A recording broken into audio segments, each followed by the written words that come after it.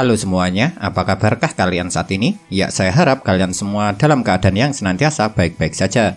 Setelah 2 minggu menunggu, akhirnya sekarang manga One Piece chapter ke-1008 rilis juga. Dan karena manga One Piece chapter terbarunya sekarang sudah rilis, maka seperti biasa saya akan membuat pembahasannya. Di akhir manga One Piece chapter ke-1007 yang rilis 2 minggu lalu, kita telah dikejutkan dengan kemunculan Kozuki Oden. Dan kemunculan Oden itu pada akhirnya memang menjadi sebuah pro dan kontra. Pasalnya sebagian orang menganggap kalau dia adalah palsu, sedangkan sebagian lagi menganggapnya asli. Dan manakah yang benar? Jawabannya ada di dalam cerita manga One Piece chapter ke-1008 ini.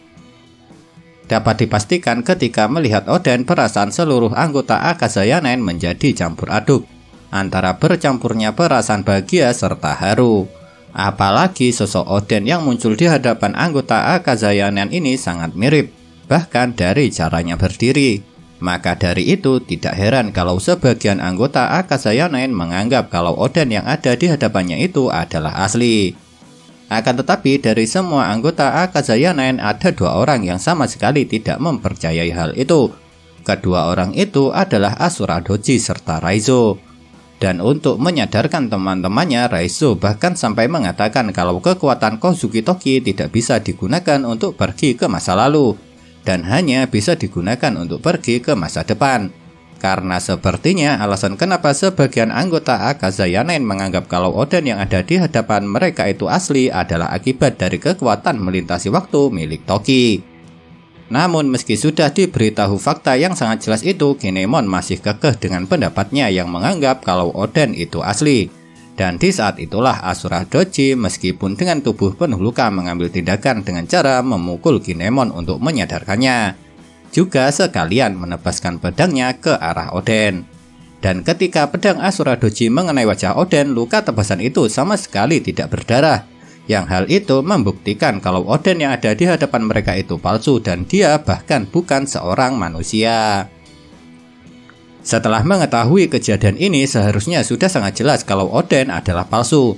Dan karena dia bukan manusia, itu berarti cuma ada 1 orang yang bisa menciptakannya. Ya, orang itu adalah Kanjuro dengan menggunakan kekuatan buah iblisnya. Makanya karena dia palsu, Oden jadi tidak segan-segan menusukkan pedangnya ke dada Asura Doji. Tentu saja melihat Asura Doji yang terkapar setelah tertusuk pedang Oden palsu, Kiku langsung minta maaf. Alasannya menurut Kiku karena salahnya lah yang tidak bisa membunuh Kanjuro yang menyebabkan masalah ini bisa terjadi. Namun Asura Doji tidak mempermasalahkan hal itu. Sebab menurutnya mungkin sekarang kemampuan Kiku memang sudah tumpul setelah sekian lama jarang digunakan. Dan selain itu pastinya juga berat bagi Kiku untuk membunuh Kanjuro. Karena bagaimanapun meski Kanjuro adalah seorang pengkhianat, dia dulunya tetap bagian dari mereka. Namun mengejutkannya, rupanya Oden palsu yang diciptakan oleh Kanjuro ini juga sudah dipersenjatai dengan bom bunuh diri. Jadinya ketika dia tersudut saat harus menghadapi anggota Akazaya Nine yang lain, Oden palsu ini langsung mengaktifkan bom bunuh diri untuk membunuh semua orang yang ada di tempat itu. Dan lagi-lagi dengan tubuh yang sudah terluka parah, Asura Doji beraksi kembali. Kali ini dia langsung menerjang Oden palsu untuk menjauh dan menjatuhkan diri dari bangunan. Dengan kata lain, Asura Doji rela membuang nyawanya demi agar dirinya bisa menyelamatkan semua teman-temannya. Memang benar keadaan Asura Doji untuk sekarang masih belum diketahui setelah dirinya ikut meledak dengan Oden palsu. Namun kalau menurut saya masih ada kemungkinan kalau nantinya dia akan berhasil selamat. Lantaran seperti yang kalian tahu sendiri, Oda Sensei jarang sekali membuat karakter dalam cerita One Piece tewas. Apalagi karakter tersebut merupakan karakter baik, karena karakter jahat pun jarang sekali dibuat tewas oleh Oda Sensei. Tentunya anggota Akazaya Nine yang lain ingin menyelamatkan Asura Doji setelah dia ikut meledak dengan Oden palsu. Tapi karena Kanjuro sekarang tengah menuju ke tempat Momonosuke, jadinya keselamatan Asura Doji terpaksa harus mereka abaikan. Lantaran bagaimanapun keselamatan Momonosuke memang yang paling penting bagi mereka. Namun menariknya, rupanya Kanjuro yang ingin membunuh Momonosuke untuk mengakhiri klan Kozuki bukan hanya karena dia sebelumnya diperintah oleh Orochi. Melainkan Kanjuro menganggap kalau dirinya adalah seorang pemeran utama dalam sebuah pertunjukan. Pasalnya sekarang tujuan Kanjuro adalah untuk mati setelah dia berhasil membunuh Momo. Alasannya karena menurut Kanjuro dengan begitu maka hidupnya akan menjadi pertunjukan yang sangat indah dengan ending terbaik setelah dia mati. Jujur saja apa yang dikatakan Kanjuro ini kalau menurut saya sangatlah gila. Lantaran meskipun pada dasarnya Kanjuro adalah seorang aktor, tapi dengan menjadikan hidupnya menjadi sebuah cerita tetap saja aneh. Jadinya bisa dianggap kesulitan yang dialami Kanjuro ketika masih kecil telah membuatnya menjadi gila. Makanya dengan kegilaannya itulah dia ingin membuat hidupnya menjadi sebuah pertunjukan. Yang kalau menurut saya pertunjukan hidup Kanjuro ini akan dia beri judul mati setelah menyelesaikan balas dendam kepada klan Kozuki. Ketika hendak menuju ke tempat Kanjuro, kelompok Akazaya Nine yang tersisa malah mendapat kesialan. Dan kesialan itu adalah karena mereka dicegat oleh Jack yang sudah berhasil mengalahkan seluruh pasukan suku Ming. Namun mengejutkannya ketika dihadang oleh Jack, Inuarashi malah menyuruh semua teman-temannya untuk pergi meninggalkan dirinya. Sebab Inuarashi memutuskan untuk menghadapi Jack sendirian. Yang saya rasa keputusan Inuarashi kali ini sangatlah masuk akal. Sebab jika mereka semua terlebih dulu harus menghadapi Jack, maka nyawa Momonosuke bisa dalam bahaya. Karena mereka memang tidak tahu kalau Momo sekarang selain sedang bersama dengan Shinobu, dia juga ditemani oleh Yamato. Memang benar apa yang dikatakan oleh Inuarashi ini terkesan seperti dia meremehkan Jack. Makanya Jack yang mendengar hal itu mempertanyakan perkataan Inuarashi. Tapi keputusan Inuarashi ini pastinya juga tidak dia ambil dengan tanpa pertimbangan. Lantaran menurutnya karena mereka sama-sama telah terluka, jadinya menurut Inuarashi dia sendiri sudah cukup untuk menghadapi Jack. Apalagi Inuarashi juga sangat ingin mengalahkan Jack, namun bukan untuk balas dendam atas perbuatan Jack yang dulu, melainkan untuk menghentikan Jack supaya tidak ada lagi korban akibat ulahnya. Keputusan yang diambil Inuarashi memang sangat masuk akal. Namun yang jadi pertanyaan sekarang adalah kira-kira apakah dia akan mampu mengalahkan Jack sendirian? Soalnya bagaimanapun Jack bukanlah orang lemah yang dapat begitu saja dikalahkan meski dia sekarang tengah terluka. Saat Fukurokuju meninggalkan tempat kekacauan yang disebabkan oleh Queen, pada awalnya saya mengira kalau dia berencana untuk melarikan diri. Dan setelah itu dia malah menemukan Kanjuro yang terkapar di pintu belakang, yang akhirnya membuat Kanjuro selamat dan menyuruh dia untuk membuat oden palsu dengan kekuatan buah iblisnya. Tapi ternyata ada alasan lain dengan kepergian Fukurokuju ini, karena dia pergi bukan untuk melarikan diri, melainkan Fukurokuju pergi ke tempat Orochi. Dan mengejutkannya, meski sebelumnya kepala Orochi telah dipenggal oleh Kaido, di chapter ini malah terungkap kalau dia masih hidup. Dan dia sekarang tengah bersama dengan Fukurokuju. Yang itu berarti sejak awal Fukurokuju sudah tahu meski kepalanya telah terpenggal, Orochi masih hidup. Makanya setelah kekacauan terjadi, Fukurokuju segera pergi ke tempat Orochi. Dan menariknya, Orochi di chapter ini malah membakar seluruh bangunan. Dengan alasan dia ingin membunuh semua orang termasuk Kaido dengan cara membakar seluruh bangunan di Onigashima.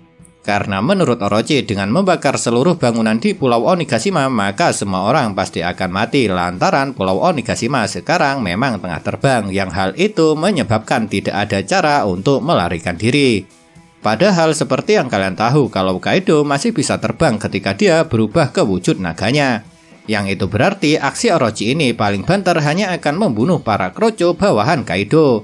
Dan jujur saja apa yang dilakukan oleh Orochi ini seperti dia sengaja menggali kuburannya sendiri. Sebab jika sampai rencana Kaido berantakan maka Kapten Bajak Laut Binatang Buas ini pastinya akan membunuh Orochi. Apalagi Kaido juga memiliki mata-mata pengumpul informasi yang sangat akurat, yaitu bau huang. Jadinya meski sekarang Kaido tidak tahu kalau Orochi masih hidup, cepat atau lambat dia pasti akan segera mengetahuinya. Akan tetapi yang jadi pertanyaan sekarang adalah bagaimanakah caranya kenapa Orochi masih bisa selamat meski sebelumnya kepalanya telah terpenggal? Meski cuma sebuah teori, ada satu kemungkinan yang paling masuk akal mengenai alasan kenapa Orochi masih bisa selamat, yakni karena dia memiliki kekuatan buah iblis Zoan Yamata no Orochi yang memiliki 8 kepala. Jadinya meski kepalanya telah dipenggal, Orochi masih bisa hidup. Ya, tapi karena itu cuma sebuah teori, jadi belum tentu apa yang saya katakan ini benar. Oleh sebab itu, jangan pernah percaya dengan sebuah teori, karena teori memang bisa salah, bisa benar. Di chapter ini, Momonosuke yang sebelumnya berubah menjadi naga memang sudah kembali ke wujud manusianya lagi. Akan tetapi yang mengejutkannya di chapter ini dijelaskan kalau sejak Momonosuke bertemu dengan Luffy dan teman-temannya, dia akan langsung berubah menjadi naga saat dirinya merasa sedih ataupun terkejut. Padahal menurut Momo dulu dia sudah belajar mengendalikan perubahannya itu. Memang benar untuk sekarang masih belum jelas kenapa masalah ini bisa terjadi. Namun ada kemungkinan alasan kenapa perubahan wujud naga Momo bisa terpicu dengan rasa sedih dan terkejut adalah efek dari buah iblis yang dia makan. Sebab jika kalian ingat, buah iblis yang dimakan Momo memang merupakan ciptaan Dr. Vegapunk yang dikatakan sebuah kegagalan. Yang itu berarti ada kemungkinan alasan kenapa Dr. Vegapunk mengatakan buah iblis yang dimakan oleh Momo ini sebuah kegagalan adalah karena efek perubahannya yang tidak menentu dan juga tidak stabil. Ketika melihat Momo bisa berubah menjadi naga, pastinya Yamato sangat terkejut. Alasannya selain dia baru pertama kali melihatnya, perubahan wujud Momo memang mirip dengan milik Kaido. Namun hal itu bukan lagi masalah bagi Yamato. Bahkan kata Yamato, jika Momo bisa berubah menjadi naga tanpa rasa panik, nantinya hal itu pasti akan bisa sangat membantu. Tapi yang menarik di sini bukan percakapan yang satu ini, melainkan mengenai jawaban Momo ketika Yamato mempertanyakan keadaan Luffy yang sekarang sedang bertarung dengan Kaido. Pasalnya ketika Yamato menanyakan hal itu, dengan santainya Momonosuke mengatakan kalau Luffy baik-baik saja meskipun dia telah melemah. Dan apa yang dikatakan Momo sangat sesuai dengan keadaan Luffy saat ini. Tentu saja mendengar perkataan dari Momo ini membuat Shinobu terkejut. Lantaran Shinobu pastinya bertanya-tanya kenapa Momo bisa mengetahui keadaan Luffy padahal sekarang posisi mereka sangat berjauhan. Dan lucunya ketika Shinobu mempertanyakan kenapa Momo bisa mengetahui hal itu, dia malah terlihat bingung. Karena sepertinya Momonosuke tidak menyadari kalau apa yang dia katakan itu adalah sesuatu yang sangat mengagumkan. Untuk sekarang memang belum jelas kemampuan apa yang digunakan oleh Momo ini. Tapi yang paling masuk akal, Momo tanpa sadar menggunakan kekuatan Kenbun Shokuhaki. Pasalnya untuk saat ini cuma kemampuan inilah yang dapat digunakan untuk merasakan seseorang. Namun jika benar yang dilakukannya untuk mengetahui keadaan Luffy adalah kekuatan Kenbun Shokuhaki, itu berarti kemampuan haki Momo sangat luar biasa hebat. Alasannya meski tanpa sadar dia dapat merasakan keadaan Luffy dari jarak yang amat jauh. Seperti apa yang dikatakan oleh Momo saat ini, Luffy memang baik-baik saja.